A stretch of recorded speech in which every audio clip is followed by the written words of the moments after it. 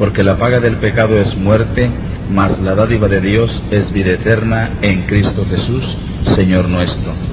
La palabra de Dios nos muestra que la vida eterna la obtenemos por medio de nuestro Señor Jesucristo, mas los pecados nos llevan a una condenación eterna. Hermano y amigo, Dios te bendiga en este momento. Mi nombre es Felipe García Montiel y quiero decirte lo más importante que Dios ha hecho en mi vida. Yo nací en una cuna católica donde se practicaba todo tipo de rito, todo tipo de creencia, todo tipo de incredulidad. A una edad de 14 años, mi madre estuvo a punto de matarme por la espalda con una tijera. Una vecina tomó la mano de mi madre y yo pude salir huyendo de mi casa. Al salir a la calle yo me encontré en el mundo. Buscaba en el mundo la paz que en mi casa no podía encontrar, pero lo peor, me encontré con los vicios, con la droga, el alcohol, con la delincuencia. A una edad de 14 años yo tenía que robar para mantener y sostener mi vicio.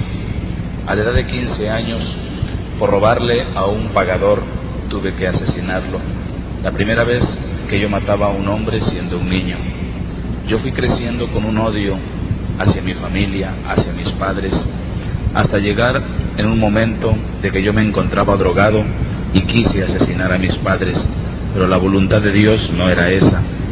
A la edad de 16 años volví a cometer el segundo homicidio y fue entonces por primera vez que yo caí a una cárcel. De esa cárcel yo salí huyendo porque me fugué junto con otro amigo.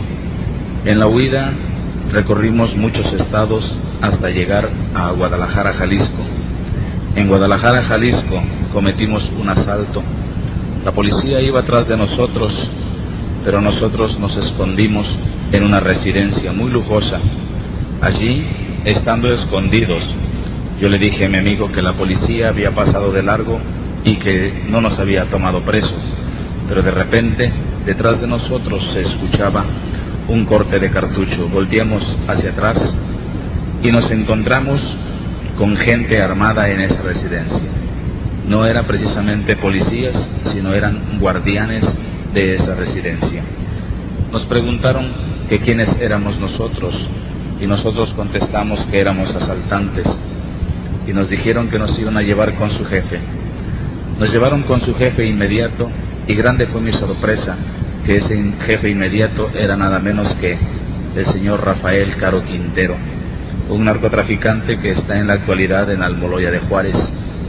Cuando llegamos a ese lugar, Rafael Caro Quintero nos preguntó que quiénes éramos y nosotros decimos que éramos asaltantes. Él no lo creyó porque íbamos armados. Empezó a preguntarnos y él dijo: los asaltantes no se meten en mi residencia. Ustedes son mandados por alguien para que me asesinen. Y mi amigo con temor y miedo empezó a decir: no señor, yo no he matado a nadie. Y me miró a mí y le dijo: pero mi amigo ha matado a 2. Rafael Caro Quintero me puso enfrente un guardaespaldas y me dijo: si eres hombre realmente, mata a este hombre que está aquí a mi lado. Para mí fue fácil tomar el arma y pegarle un balazo en la frente. Lo que más impresionó a Rafael Caro Quintero fue de que cuando este hombre cayó al suelo, yo me agaché y empecé a beber de su sangre, porque déjeme decirle, hermano y amigo, que no había una droga más fuerte que la cocaína, que la heroína, que el tomar un vaso de sangre humana.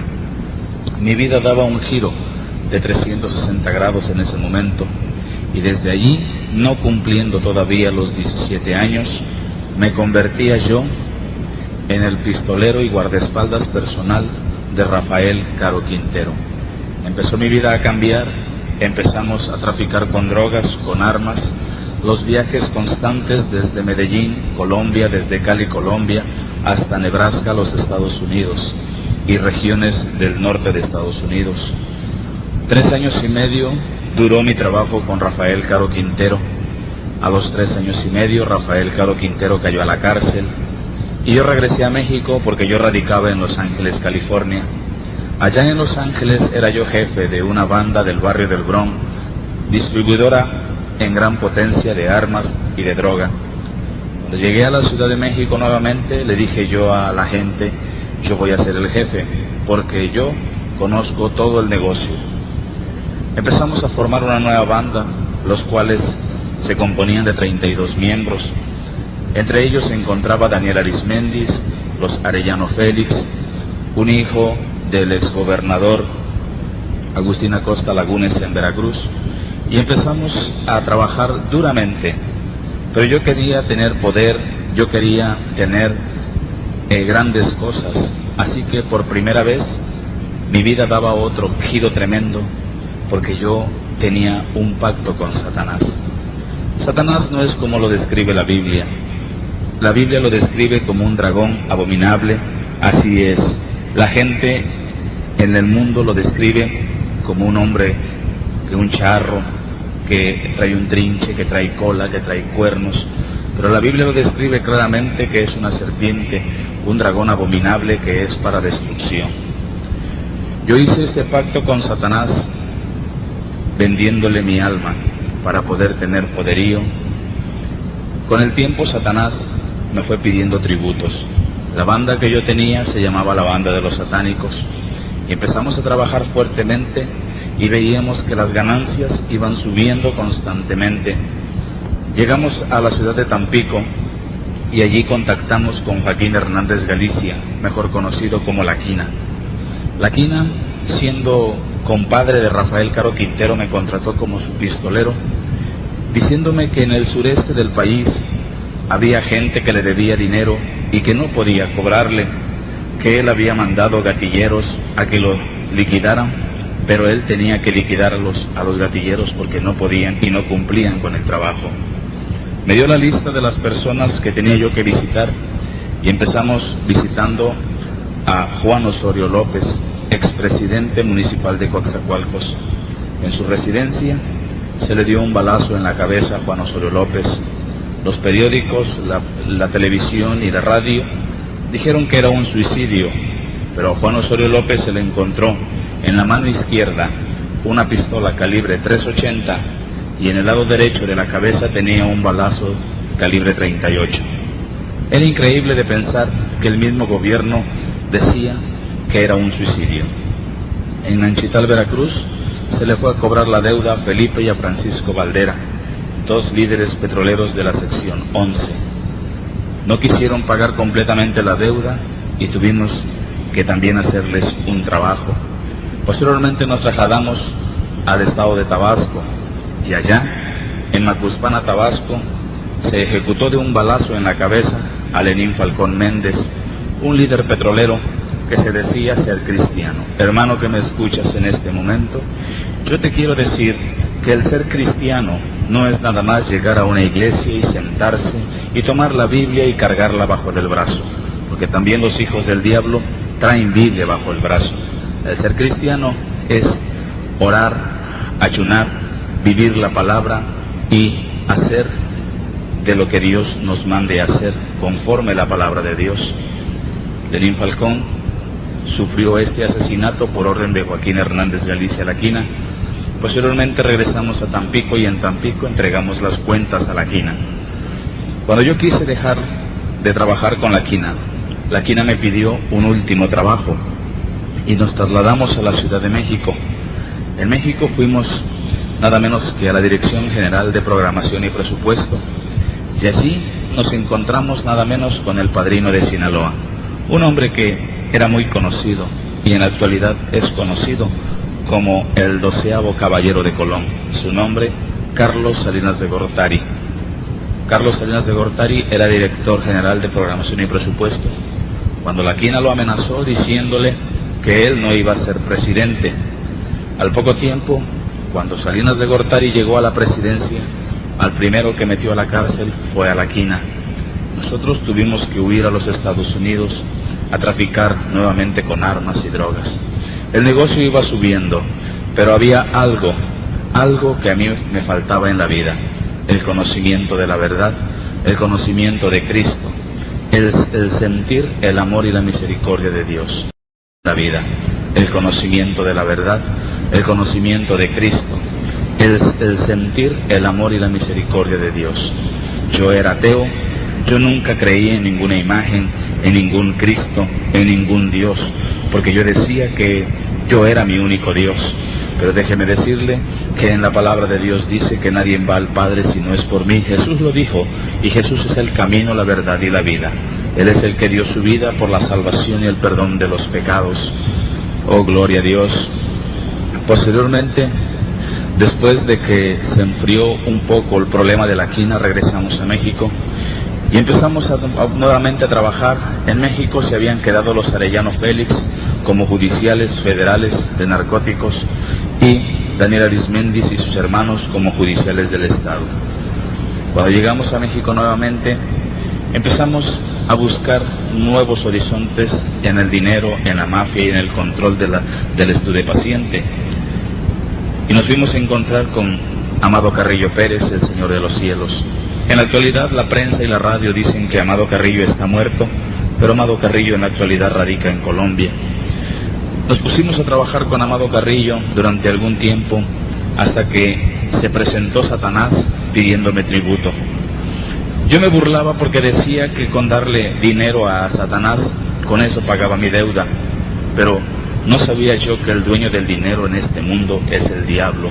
En la actualidad el dueño de mi vida se llama Jesús de Nazaret. Cuando Satanás empezó a pedirme tributo, yo le dije, bueno, ¿qué cosa es lo que quieres? Y él me dijo que quería sangre. Yo todavía le dije, bueno, ¿sangre para qué? ¿Acaso los que están en el infierno están muy anémicos? Y él me dijo que quería sangre de santos. Yo no comprendía la palabra santo hasta ahora que estoy en los caminos del Señor. Él me entregó una lista con algunos nombres que tenía yo que ir a perseguir y a buscar para entregárselos a Satanás. Estos nombres se encontraban en Puerto Rico, en Venezuela, en Nicaragua, en Panamá, en Costa Rica, en Colombia, en México, en Estados Unidos. Y estos hombres, los que estaban escritos en esa hoja, eran nada menos que pastores evangélicos pentecosteses. Empezó la persecución de pastores. Yo me introducía a las iglesias y sacaba a los pastores, los amenazaba con un arma en la mano. Pero pasaba algo grandioso en esos momentos. La iglesia clamaba la sangre de Cristo. Yo no comprendía. Esa sangre que Cristo derramó en la cruz del Calvario, desde que Él la derramó, ha tenido un poder tremendo contra el diablo, porque el diablo está vencido. Ese Cristo se manifestaba en cada momento cuando yo intentaba asesinar a esos pastores. Cosa curiosa, pero ahora comprendo el poder de Dios, porque cuando yo ponía el arma en la cabeza de los pastores, no sonaba ni un cartucho. Y yo decía, ¿qué es lo que pasaba? ¿Por qué pasaba esto? Pues déjeme decirle que la mano de Jehová estaba presta para salvar a sus siervos. Eso lo he comprobado porque ahora como cristiano, como siervo de Dios, han intentado asesinarme en 2 ocasiones. Una en un templo, otra en una campaña. Y la última fue de que nos dieron veneno en la comida a mí y a mi esposa. Pero hemos comprendido la misericordia de Dios, porque Dios nos ha salvado de la muerte, y aquí comprendo yo por qué esos pastores no podían morir, porque Jehová estaba allí presente. Hermano pastor que me escuche, quiero decirle que si usted se rinde completamente al Señor, si usted predica la verdad, si usted habla con autoridad de Cristo, el diablo no tocará ni a usted ni a su simiente, porque usted es un escogido del Señor. Oh, gloria a Dios. Cuando eso sucedió y no pude asesinar a los pastores, el diablo empezó a enviarme a las cárceles. Yo fui objeto de las peores torturas que existen en las cárceles. Se me tomaba preso y me guindaban en una viga con las esposas y empezaban a golpearme brutalmente hasta hacerme orinar, vomitar sangre y tirar sangre por la nariz. Cuando me quitaban de esa viga, me sentaban en una silla, me esposaban hacia atrás y enfrente de mí aparecían varios tehuacanes, entre 6 y 7 tehuacanes con chile vinagre dentro. Me tapaban la boca con una franela, me hacían la cabeza hacia atrás y me echaban el tehuacán por las narices. Cuando terminaban de echarme el tehuacán, me golpeaban el estómago, y cuando me sacaban la franela, era sangre lo que yo vomitaba.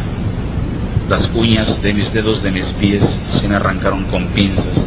Se me echaba vinagre y sal para sacarme la verdad, pero nunca pudieron sacarme la verdad. La única verdad que estás escuchando la ha sacado Jesucristo, sin necesidad de torturas.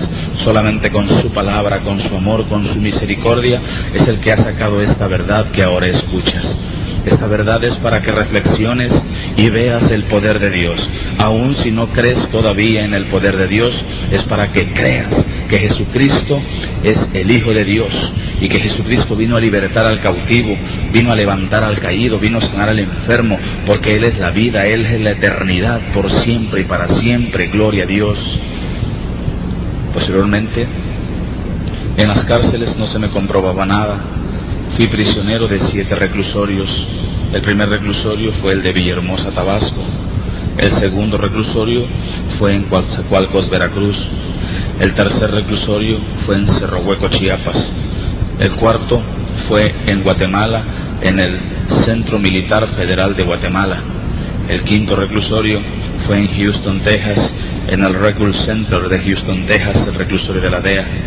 El sexto, el reclusorio Oriente en México, y el último reclusorio en donde de allí salí para predicar el Evangelio fue Almoloya de Juárez, en la Ciudad de México.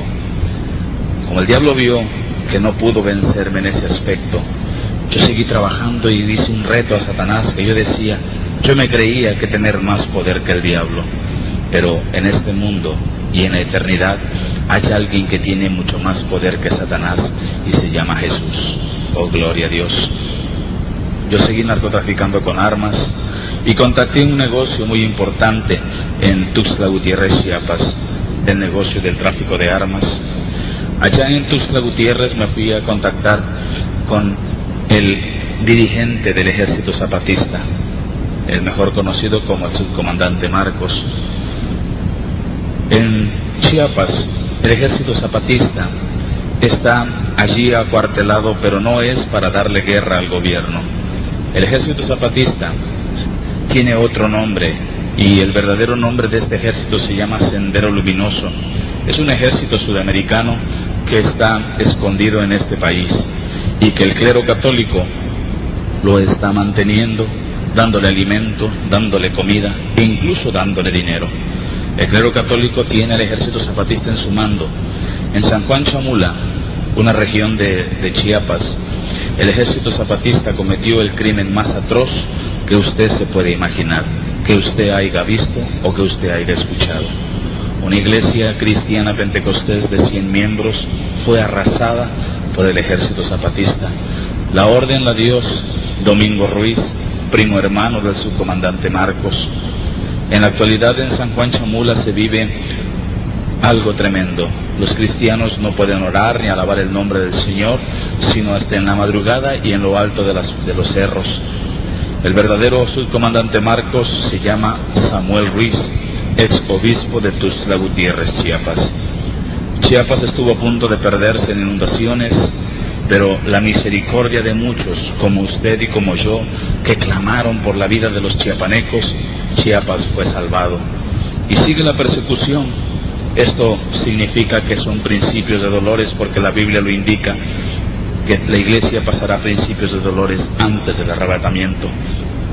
Después de haber contactado con el subcomandante Marcos, yo me fui a los Estados Unidos y empezamos a trabajar hasta que llegó una invitación a trabajar con Carlos Salinas de Gortari, y nos venimos a México y empezamos a contactar con Carlos Salinas de Gortari.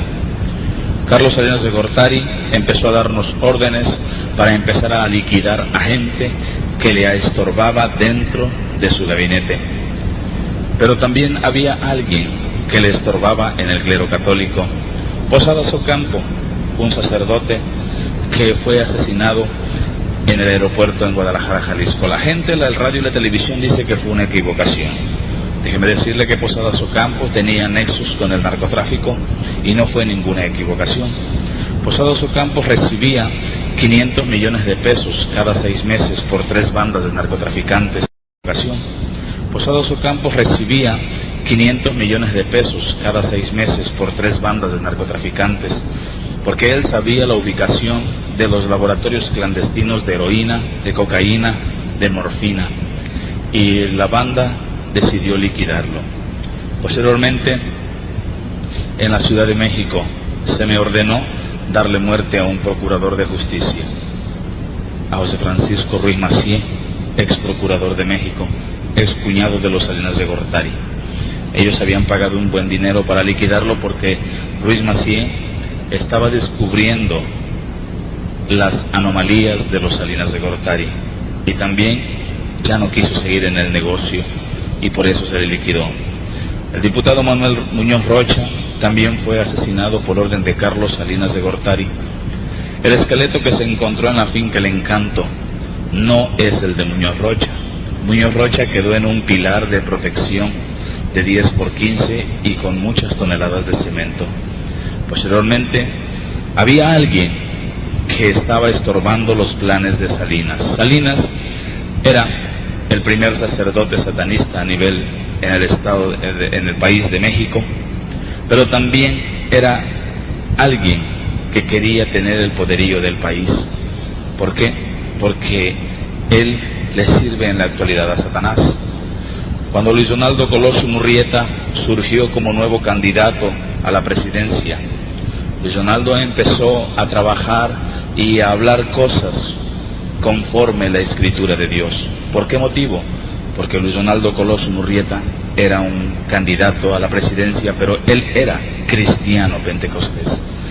Luis Donaldo Colosio se había convertido a Cristo en una campaña en el estado de Chihuahua. Cuando Carlos Salinas de Gortari llamó a Colosio a la Casa de los Pinos para ubicarlo, qué es lo que debía de hacer cuando llegara a la presidencia. Lo primero que Luis Donaldo Colosio tenía que hacer al llegar a la presidencia era hacer un pacto en un pergamino virgen con Satanás, y Luis Donaldo Colosio no lo aceptó y se lo dijo a Carlos Salinas: yo no le puedo servir al diablo porque yo he conocido a un Cristo de poder. Cuando Colosio se negó a servirle al diablo, Carlos Salinas de Gortari se comunicó directamente al clero católico en Roma, y de allá vino la orden para matar a Luis Donaldo Colosio. Se nos había dado la orden de asesinarlo por medio de una bomba metálica en el vehículo donde se transportaba, pero Carlos Salinas de Gortari se desesperó y le dio la orden a Mario Aburto. La pistola que utilizó Mario Aburto no fue la que mató a Colosio. A Colosio lo mataron en el hospital en Tijuana de una inyección. Posteriormente se le dio muerte a la secretaria. Posteriormente se le dio muerte a un procurador en Tijuana. Y por último a la esposa de Colosio. ¿Por qué motivo? Porque la esposa de Colosio tenía las pruebas de quién había mandado a matar a su esposo. Y se fue a Roma a entregarle las pruebas a quien le había dado la autoridad y la orden a Salinas de Gortari de matar a Colosio. Juan Pablo II, el asesino intelectual de Luis Donaldo Colosio, ahora se mofa de decir que es el vicario de Cristo, pero nosotros sabemos que no es así. Es el vicario del diablo. ¿Por qué? Porque Jesús no necesita ningún hombre de esa índole para manifestarse. Jesucristo se manifiesta en el pueblo que le alaba, que le glorifica, en el pueblo que canta, en el pueblo que ora, en el pueblo que ayuna, en el pueblo que le sirve al Señor. He ahí donde está el Señor Jesús. El Señor Jesús no está dentro del pecado. Jesús ama al pecador, pero no quiere al pecado. Y si tú estás dentro de uno de estos pecados como el adulterio, la fornicación, el alcoholismo, el asesinato, el robo, yo te invito a que vengas a Jesús. Yo te invito a que tú seas uno de esta familia. Oh, aleluya. Después de esto, vino el exilio de Salinas y nosotros seguimos trabajando con la droga y las armas. El diablo se volvió a presentar nuevamente y me dijo que él quería que yo asesinara a un hombre que le daba mucha guerra. Este hombre es un siervo de Dios. Donde este hombre se paran, las almas se convierten. ¿Por qué? Porque el Espíritu Santo mora en él. Yo había regresado de un viaje de Colombia cuando el diablo se me apareció y me dijo que él quería que yo asesinara a este hombre Al llegar a Los Ángeles, California, se me tomó preso por un instante, mas me dejaron libre por el dinero que pagué. Y me vine a México nuevamente, y en México fue donde el diablo me dijo: ahora es el momento de que tú liquides a ese hombre que me estorba. Cada vez que ese hombre habla de Dios, cada vez que ese hombre habla de Cristo, hasta los brujos que yo tengo a mi cargo se convierten a él, y yo quiero que lo mates. Como yo no creía en Cristo y todo lo que oliera a Dios yo odiaba, ahora yo siento un coraje a todo lo que huele a diablo. Por eso, cada vez que oramos, cada vez que predicamos, cada vez que hablamos de la palabra de Dios, el diablo se revuelca como un gusano, porque sabe que la palabra de Dios se cumple, donde dice que sacará de lo más vil del mundo para avergonzar a los sabios, para predicar la palabra, para llevar el mensaje. ¡Oh, gloria a Dios! Entonces yo le dije: bueno, ¿dónde tengo que ir? Y el diablo me mostró un documento, una pequeña hoja donde estaba la dirección de donde yo tenía que ir, y me trasladé a la ciudad de Acapulco, Guerrero. En Acapulco, Guerrero estaba ese hombre precisamente al que yo tenía que asesinar.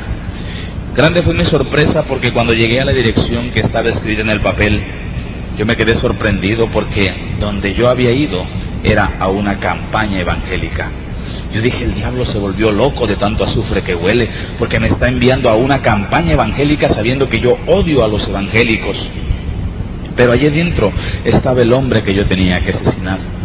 Entonces me introduje a esa campaña, clamando y diciendo: Señor, en el nombre de Jesús, te pedimos que cubras a tu siervo. Yo no entendía eso hasta que llegué al púlpito. Allí me encontré con un hombre de baja estatura, el siervo de Dios. De baja estatura, algo fortachón, pelo blanco, con una mano en la Biblia y la otra hacia el cielo, diciendo: Señor, cúbreme con tu sangre preciosa. Cuando yo me le quedé mirando, ya este hombre había abierto los ojos y me estaba mirando. Y yo le dije: oiga, ¿usted es Gigi Ávila? Y me dijo: sí, yo soy Gigi Ávila.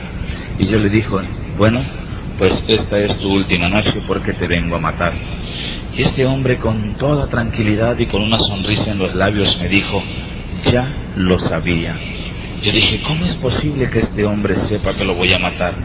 Si vengo recorriendo kilómetros y kilómetros para llegar hasta aquí y lo voy a asesinar. Pero déjeme decirle que el Espíritu Santo le había dicho: revístete de mi poder, porque el diablo te viene a atacar. Entonces, cuando quise sacar el arma, no pude sacar el arma. Estaba yo hasta chueco, estaba yo, porque no pude sacar el arma. Y yo dije: no puedo moverme. Pero una fuerza me jalaba hacia afuera. Y así di media vuelta y me fui. Al llegar allá afuera, mi brazo parecía un tívole, daba vuelta de rapidez y volteé hacia la puerta. Mas lo que vi en esa puerta me dejó tan impresionado que tuve miedo. Por primera vez tuve miedo.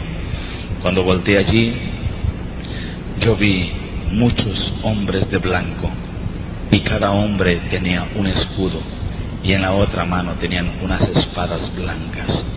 Yo no comprendía eso hasta ahora que me encuentro en los caminos de Dios, que eran ángeles de Jehová que guardaban a su siervo. Como el diablo vio que yo no pude matar a Gigi Ávila, empezó a cerrarme los negocios, y yo decía: me voy a quedar pobre. Por cierto, cómo me da tristeza a mí escuchar a cristianos, hermanos, que dicen: hermano, yo no puedo ofrendar ni diezmar porque soy pobre. Y yo siempre les he dicho: está pobre porque no lo hace, hágalo y será rico en el nombre de Jesús, porque el Señor da al 100 por uno. Cuando empezó el diablo a cerrarme los negocios, yo no sabía qué hacer, me encontraba desesperado. Pero déjeme decirle que la desesperación lleva a la perdición. Cuando se está en el camino de Dios, cuando se encuentra la verdad, cuando se encuentra la luz, no hay desesperación, hay una paz, hay un gozo, hay algo que se mueve dentro del corazón, dentro del cuerpo, hay algo que lo eleva, que lo levanta, que cada día lo hace perfecto. ¿Por qué? Porque estamos buscando la perfección. Ninguna imagen, ningún ídolo, ningún santo de barro, de madera, de metal dan la salvación como Cristo la dio. porque ninguna virgen se dejó crucificar, ningún santo se dejó crucificar, solamente Jesús, el Hijo de Dios, dio su vida por el perdón de los pecados. Este es el momento de que vuelvas tus ojos a Dios. Oh, gloria a Dios. Después, yo no sabía qué hacer porque las cuentas bancarias bajaban, pero llegó el momento que me ofrecieron un negocio, el negocio que es el mejor pagado en el mundo de la mafia, el negocio del secuestro. Yo cometí 42 secuestros. Dios bendiga a las madres que tienen sus hijos y Dios tenga misericordia de aquellas que no lo tienen. Secuestré a niños. Esos niños, después de ser secuestrados, eran llevados a un lugar de Centroamérica, en Guatemala. Allí, esos niños se acostaban en una plancha de piedra y se hacían ritos satánicos con ellos. Yo era tercer sacerdote sacrificatorio satanista de una secta satánica. Con un cuchillo especial, yo partía vivos a los niños desde el pescuezo hasta el ombligo. Después de haberlos partido vivos, se les sacaban los órganos. Los órganos que sobraban servían para hospitales clandestinos en Centroamérica. El corazón y la sangre se ofrendaban a Satanás. El corazón de los niños eran comidos por los sacerdotes principales y el sacerdote sacrificatorio. Después de que la sangre era ofrecida a Satanás, se juntaba en unos trastes especiales y en una licuadora se licuaba el corazón con la sangre y se llevaban a las empresas más grandes refresqueras del mundo, Industrias Coca-Cola. Así que, hermano y amigo que me escucha, déjeme decirle que Coca-Cola no contiene cocaína ni productos químicos, contiene sangre de sacrificios humanos. Después de que empezamos a hacer esto, 42 niños fueron sacrificados a Satanás. Empecé a sentir más poder, pero había algo dentro de mí, entre mi lucidez, que yo decía: ¿será que algún día no podré estar tranquilo en algún lado? ¿Será que algún día no podré yo ser un hombre nuevo, ser un hombre bueno? Pero nuevamente me asaltaban a mí los pensamientos inmundos, pero nunca pensé que ese día llegaría. Para mí estaba lejos, para mí estaba distante, a como mucha gente piensa que no hay salvación, a como mucha gente piensa que no hay solución a los problemas, que no hay sanidad en las enfermedades. El médico le puede decir que tiene cáncer y que va a morir, pero Jesucristo le dice que no, porque Él le da la vida. Los problemas le puede decir un abogado que no tienen solución, pero Jesucristo es el abogado de abogados y Él soluciona los problemas. Para mí era difícil creer que yo fuera salvo. Y para mucha gente en la actualidad es difícil creer que yo haya sido salvo, que Dios me haya perdonado después de tantas atrocidades que cometí. Pero déjeme decirle que para Dios no hay imposible, para Dios no hay barrera, para Dios no hay distancia, para Dios no hay nada que le impida. Dios es grande y poderoso. Yo cometí 60 homicidios. Yo torturaba a mis víctimas antes de quitarles la vida. Yo gozaba con las torturas. Cometí 17 asaltos bancarios en la Ciudad de México. Trafiqué con armas, trafiqué con droga. Fui uno de los peores drogadictos y alcohólicos que pudo haber existido. Intenté asesinar a mis padres, intenté asesinar a mi esposa, intenté asesinar a mis hijos. Pero déjeme decirle que ya Dios tenía un plan para mi vida. Ya Dios había puesto en una hoja especial mi nombre, donde Él me iba a rescatar. Como no pude seguir sirviéndole a Satanás, porque había cometido errores grandes, empezó nuevamente a dejarme sin dinero y sin nada. Entonces me contrataron para venir a Veracruz a hacer 2 últimos trabajos. Uno, asesinar a Felipe Lagunes, sobrino del exgobernador Agustín Acosta Lagunes. Y el otro, matar a Cirilo Vázquez. Uno murió, el otro está vivo. Cuando yo me fui a la Ciudad de México para irme a los Estados Unidos, allí en el aeropuerto de México fui tomado preso y llevado a la cárcel. Se me juntaron varios delitos por los cuales había un proceso. Se me juntaron 7 delitos, de los cuales cuando llegó la sentencia por cada delito eran 38 años por cada delito. Pero a Dios no fue imposible para Él sacarme de la cárcel y quitarme esa sentencia, porque al poco tiempo yo salí de la cárcel y yo decía, ¿cómo es posible que después de haber estado en la cárcel, de haberme sentenciado, yo salga libre en menos que canta un gallo? Yo no lo comprendía. Mi esposa clamaba a Jesús constantemente, porque déjeme decirle que yo ya me había casado con mi esposa. Mi esposa, de origen judío, clamaba a Dios. Yo golpeaba a mi esposa constantemente cuando ella me hablaba de Jesús. Ella no soportaba ver que yo me drogara, que yo me alcoholizara. Ella clamaba a Cristo. Mi hija Tabita, la más pequeña de mis hijas, yo intenté asesinarla, pero cuando mi esposa gritó, Jesucristo, ven, la mano de Dios tomó mi mano para no poder asesinar a mi hija. Y mi esposa, cada vez que era golpeada, se quitaba la sangre del rostro, y su mamá le decía, los vecinos le decían, métalo a la cárcel, déjelo, mátelo. Pero ella decía, no, yo sé que hay un Cristo que vive, yo sé que hay un Dios que está en lo alto del cielo y que Él lo va a cambiar. Y ella constantemente decía, Señor, rescata a mi marido, rescátalo de donde está. Cuando salí de Almoloya de Juárez, fue algo para mí impresionante, porque a mí se me quitó cierta cantidad de dinero para salir de allí. Se me quitó una cuenta bancaria de 1,000 millones de pesos en dólares, 4 residencias valuadas en 50 millones de dólares, 320 vehículos, 220 toneladas de cocaína y 210 toneladas de armamento. Y todo ese dinero quedó en el gobierno, con el procurador, porque él fue el que me propuso la libertad si yo le entregara todo. Lo más grandioso que me pasó en la cárcel fue que cuando llegué, ya Dios me tenía preparado algo especial. Cuando yo llegué a la cárcel, arriba de un poste hay una bocina donde dicen y gritan que va entrando fulano, que va entrando mengano a la cárcel. A mí me apodaban el diablo. Entonces el de la bocina gritó, va entrando el diablo a la cárcel.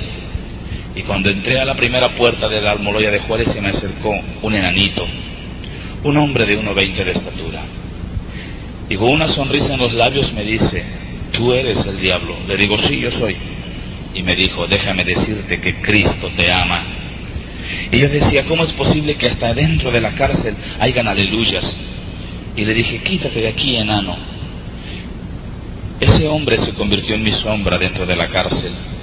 Cuando iba al baño, él me tocaba la puerta y me decía, ¿estás ahí? Yo le decía, sí, estoy aquí, Cristo te ama. Íbamos al comedor y allá en el comedor me decía, Cristo te ama. Me seguía por toda la cárcel diciéndome que Cristo me amaba. Una ocasión se me guindó de mi camisa y que me la rompe. Yo me enojé tanto y lo agarré del cuello de la camisa, y como estaba chiquitito y no pesaba, lo levanté y lo puse arriba de un muro y le dije, te vas a morir. Y este hombre dijo, no me importa, pero déjame decirte que Cristo te ama. Un hombre ferviente, un hombre necio, un hombre que constantemente me decía que Cristo me amaba. Hermano y amigo, hermano que me escucha, a usted nada más le cierran la puerta de una casa y deja de ir. Sea usted necio, sea usted ferviente, clame a Cristo primero y vaya y evangelice. Si le cierran la puerta, vuelva a tocarla. Si le vuelven a cerrar, vuelva a tocarla. Pero la tercera vez que usted toque, tóquele en el nombre de Jesús y esa puerta no se cerrará. Oh, gloria a Dios. Y llegó la libertad. Y salí de Almoloya de Juárez. Y todavía cuando salí de la cárcel, yo salí con algo dentro de mí, el vicio de la droga y el alcohol. Allá cometí mi último asalto, todavía, y puse un negocio de camisas en el barrio de Tepito. Yo vendía camisas. Después de vender toneladas y toneladas de droga, vendía yo camisas. Y llegaban y me preguntaban, ¿cuánto vale esa camisa? Le decía yo, esa camisa te vale 500 pesos. Y me la compraban. Y me decían los amigos, oye, esa camisa está muy cara, eres un ratero, estás robando. Déjeme decirle que yo le hacía doble cuello a la camisa, y allí iban las grapas de cocaína. Hasta que la federal se dio cuenta y me quitó el negocio de las camisas. Pues me puse a vender vestidos. Y empezaba yo a vender vestidos, cosa curiosa, pero los que me compraban los vestidos eran hombres. Y la gente se preguntaba, bueno, ¿y por qué los hombres compran esos vestidos? Hasta que una ocasión llegó una mujer a comprarme un vestido y la policía la siguió. Le quitaron el vestido que había comprado, lo rompieron y dentro del dobladillo del vestido iba la grapa de cocaína. Entonces allí se acabó todo el negocio, porque yo no había oportunidad de vender. Pero la droga se había apoderado de mi vida y el alcohol se había apoderado de mi vida. Yo deambulaba por las calles. Mi esposa constantemente decía, Señor, rescátalo. Señor, sálvalo. Señor, levántalo de ahí donde está. Y de la Ciudad de México nos trasladamos a la ciudad de Córdoba, Veracruz. Y allí empezó una vida tremenda, una vida infernal. ¿Por qué? Porque yo me convertí en un T-8. Después de haber tenido tanto dinero, mi vida estaba en la basura, a donde el diablo quería que estuviera. Allí yo me reía de los aleluyas. Yo le decía a mi esposa, si tu Cristo existe, que baje, que me vea, que me hable, lo quiero ver. Eso es mentira, decía yo. Cristo está muerto. Cristo se engusanó. Los apóstoles lo sacaron de su tumba y lo escondieron para que la gente creyera que está vivo. Cristo está muerto. Pero qué gran mentira tenía dentro de mí, porque déjeme decirle que Cristo vive, que Cristo está vivo, Cristo es real, Cristo camina, Cristo habla, Cristo oye, Cristo toca. A Jesucristo no necesita andarlo cargando de un lado para otro, porque Él, al contrario, camina solo y lo carga a usted. No hay quien pueda cargarlo porque Él es la fortaleza. Yo retaba a Jesús estando drogado y alcoholizado y le gritaba, si eres el Hijo de Dios, baja de allí, te quiero ver ahorita. Y nunca bajaba. Y yo era T-8, me quedaba en la calle tirado, mi pantalón me lo quitaba cada 3 meses, andaba yo todo greñudo, todo piojoso. Y la gente me veía como un vómito de perro, me veía ahí. A la vuelta de donde yo T-8eaba estaba una iglesia cristiana, y los cristianos pasaban por ahí, y el pastor pasaba y le daba vuelta porque no quería ver a un alcohólico. Una ocasión yo me levanté y le dije al pastor de esa iglesia, oye, brother, dame un peso para tomarme un trago. Grande fue mi sorpresa que este hombre me insultó. Y yo dije, ¿cómo es posible que ellos predican a un disque Dios vivo y mira lo que son? Son groseros, no quieren a uno.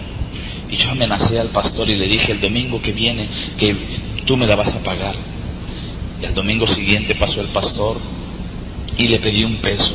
No me lo quiso dar y le arrebaté el portafolio y arranqué a correr.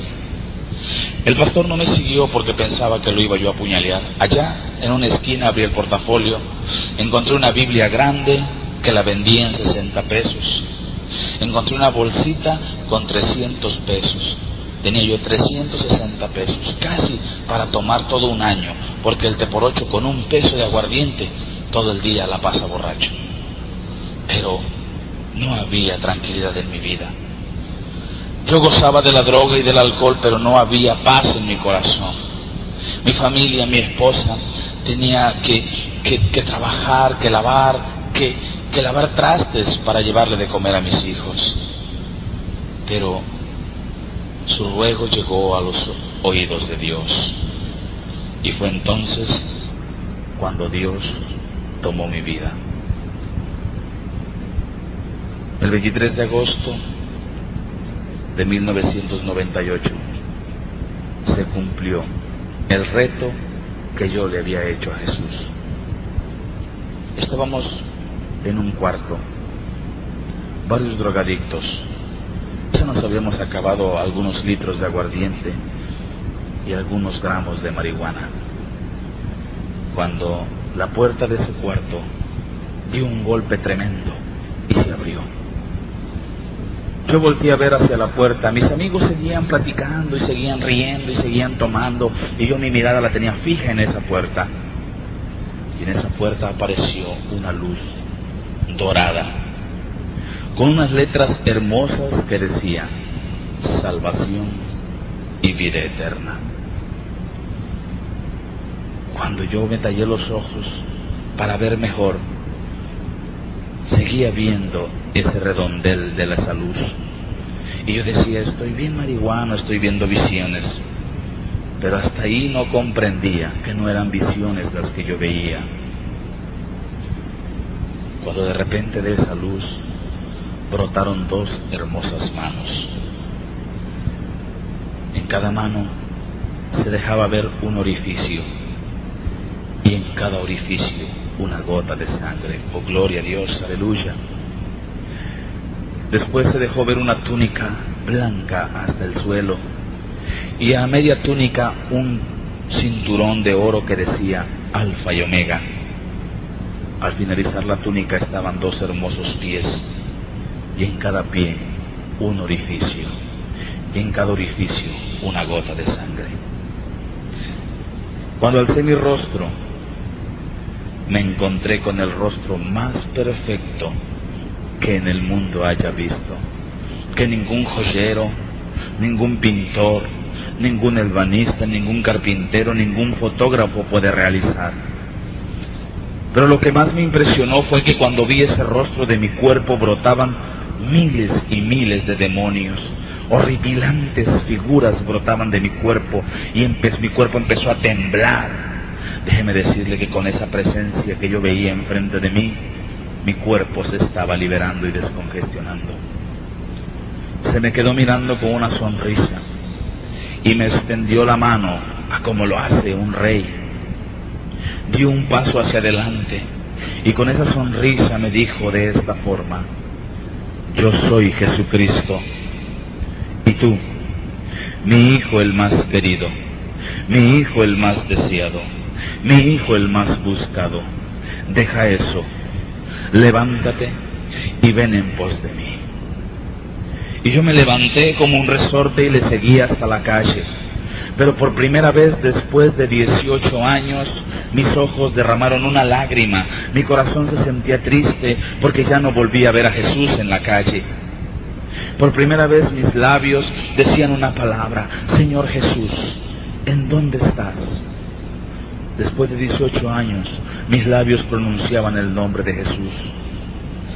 Lo busqué desesperadamente hasta que volteé hacia el cielo y lo vi sentado en su trono de oro, diciéndome: dile a mi pueblo que pronto vengo. Regresé a mi casa y busqué a mi esposa. Me reuní con mi familia y empezamos a servirle a Dios. Empezamos a asistir a una iglesita pequeña. Y de ahí el Señor me tomó y me habló y me dijo: yo te saqué del mundo para que des testimonio de lo que yo he hecho en tu vida. Yo te saqué del mundo para que prediques mi palabra. Levántate, ve y predica que yo soy Jehová tu Dios, que te sostiene en su mano. Y es así que empecé a predicar. Pero vinieron los problemas, las tentaciones y las luchas constantemente. Y constantemente ayunábamos y orábamos mi esposa y yo, y le decíamos: Señor, no permitas que el diablo nos saque. El diablo se nos presentaba y decía: los voy a destruir porque me han dado la espalda. Pero yo le decía: no, tú no tienes potestad sobre mi vida, tú no tienes ningún derecho, porque ahora yo soy comprado con la sangre de Cristo, y Cristo me reventó de las cadenas. Y el diablo huía con la sola presencia de Jesús, porque Jesús se manifestaba en cada momento. Al poco tiempo, mi esposa fue llevada al infierno 3 ocasiones, y a mí el Señor me llevó 2 ocasiones a la puerta del cielo. Y esto fue la primera parte.